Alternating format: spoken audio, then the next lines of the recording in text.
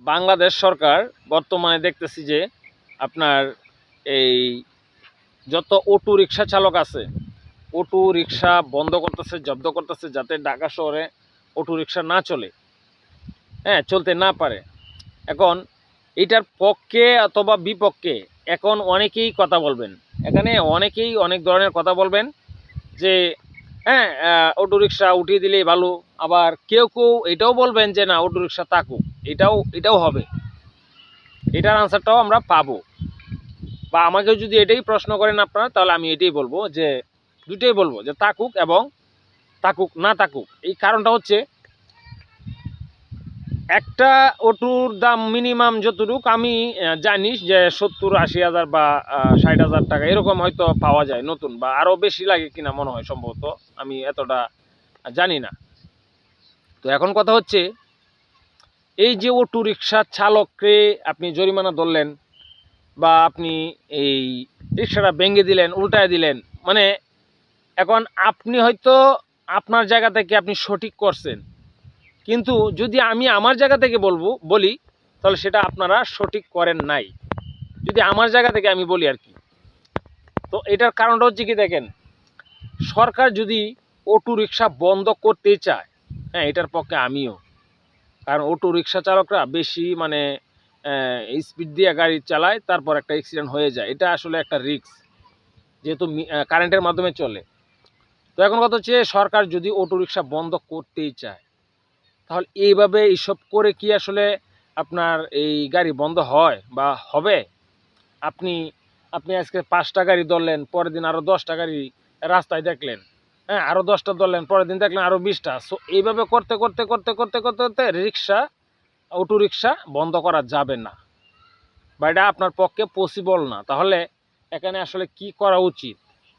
উচিত হচ্ছে যে বাংলাদেশ সরকার তো এটাও জানে যে এইসব অটো রিক্সা কোথায় তৈরি করা হয়, এবং এই যে কাঁচা মালগুলা বা এই রিক্সার যে যন্ত্রপাতিগুলা, এই যে আবিজাবি এতগুলা জিনিসপত্র, এগুলা আসলে কারা আমদানি করে, কে আমদানি করে, এগুলো অবশ্যই সরকার জানে।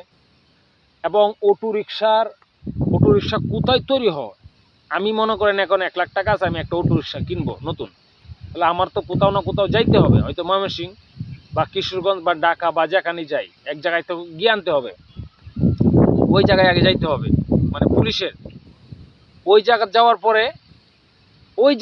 পরে ওই দোকানদারকে বা ওই যে শোরুমের যে মালিক, ওই মালিককে আপনার প্রশ্ন করতে হবে উনি কোথা থেকে আনছে।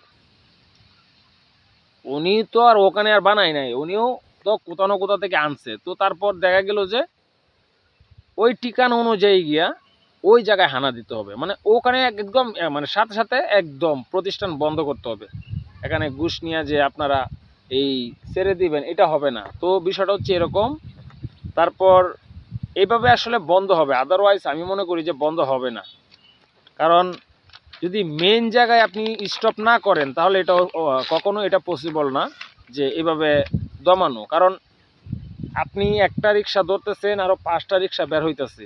সো কারণ মানুষের টাকা না থাকলেও দেখা গেছে, যেহেতু ইনকামটা এটা দিয়ে বেশি হয়, মানে রিক্সা চালিয়ে ইনকামটা কিন্তু অনেক বেশি হয়, 800 বা 900 বা 1000, অনেকেরই আরও বেশি কামায় বা কম কামায়। সো অনেকেই এটা স্বাচ্ছন্দ্য বোধ করে। আর মজার বিষয় হচ্ছে যে এই অটো রিক্সা চালাইলে আসলে কোনো রকম প্রশিক্ষণ লাগে না। আপনি যদি সাইকেল, হুন্ডা, রিক্সা বা যে কোনো একটা কিছু যদি চালাইতে পারেন, যেটা আসলে মূলত কারেন্টের মাধ্যমে চলে, হ্যাঁ, যেটা কারেন্টের মাধ্যমে চলে, ওই রকম কোনো একটা কিছু যদি জানা থাকে, তাহলে আপনি কিন্তু অটো রিক্সা চালাইতে পারেন বা পারবেন, কোনো ব্যাপার না।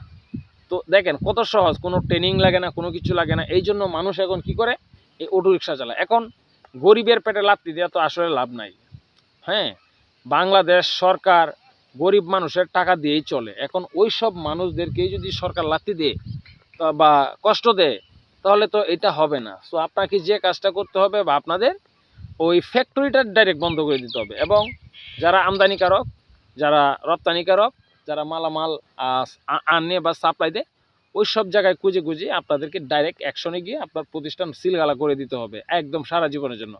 That's enough.